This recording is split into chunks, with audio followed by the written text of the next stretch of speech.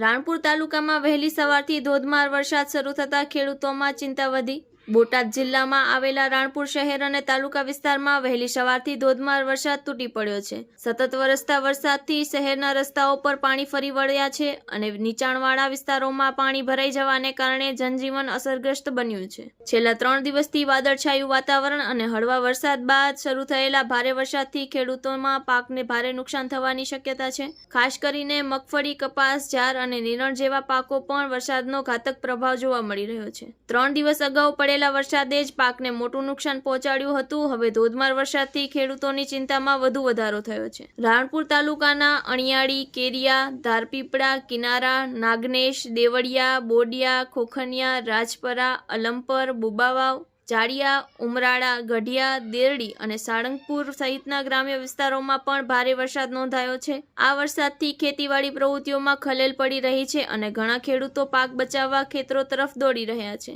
તાલુકા પ્રશાસન દ્વારા ખેડૂતોને સાવચેત રહેવા અને ખેતરમાં પાણી ભરાઈ જવાથી નુકસાન ટાળવા જરૂરી પગલાં લેવા અપીલ કરવામાં આવી છે।